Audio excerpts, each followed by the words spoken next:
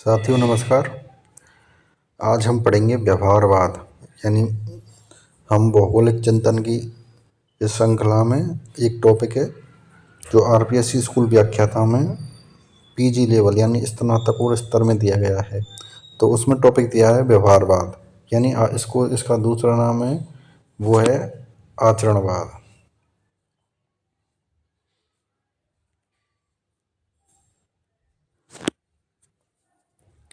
व्यवहारवाद को ही हम दूसरा नाम से जानते हैं आचरणवाद के नाम से। तो व्यवहारवाद का विकास है वो 1960 के दशक में हुआ था, यानी जो व्यवहारवाद का विकास है वो 1960 के दशक में हुआ था। और किसने किया था? ये किया था विलियम किर्क ने। विलियम किर्क कहाँ के हैं? ब्रिटेन के। तो विलियम किर्क ने इसका विकास किया था, यानी व्यवहारवाद या आचरणवाद के जनक कौन है? विलियम किर्क, जो कि ब्रिटेन के हैं।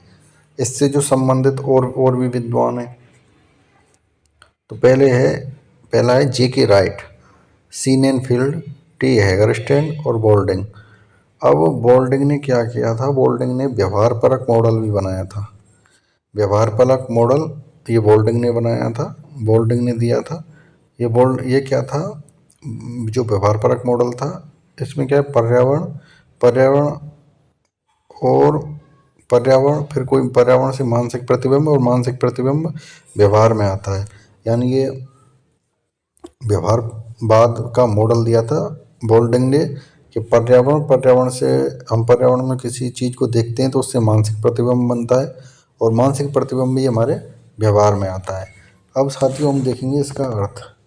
अब इसका अर्थ क्या है कि व्यवहारवाद में मानवीय गुणात्मक पहलुओं, जैसे मानव के व्यवहार, आदत। अब आदत क्या है? चोरी करना, या कोई किसी को पढ़ना अच्छा लगता है, किसी को घूमना अच्छा लगता है, सुख दुख, ईमानदारी, कर्तव्यनिष्ठता, चरित्र आदि का अध्ययन किया जाता है व्यवहारवाद में। यानी आप दैनिक जीवन में कैसा व्यवहार करते हैं इसका अध्ययन किया जाता है। तो ये था व्यवहार। अब इसका जो विकास हुआ था, ये तो हमने देखा अर्थ। अब इसका विकास कैसे हुआ था?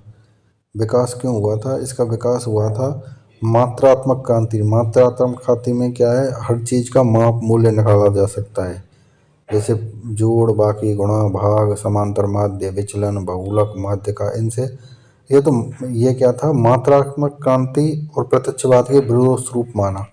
अब इसको हम वापस देखेंगे। वापस कैसे देखेंगे कि व्यवहारवाद या आचरणवाद, यानी व्यवहारवाद को ही हम आचरणवाद कहते हैं। अब इसका जो विकास कैसे हुआ था? इसका विकास हुआ था कि मात्रात्मक क्रांति व प्रत्यक्षवाद के विरोध स्वरूप। तो हम मात्रात्मक क्रांति अगले वीडियो में देखेंगे। इसका अर्थ होता है व्यवहारवाद में मानवीय गुणात्मक पहलुओं जैसे मानव का व्यवहार, आदतें, सुख दुख, ईमानदारी, कर्तव्यनिष्ठा, चरित्र आदि का अध्ययन किया जाता है व्यवहारवाद में। दैनिक जीवन में आप जो व्यवहार करते हो लोगों के साथ, उसका अध्ययन किया जाता है।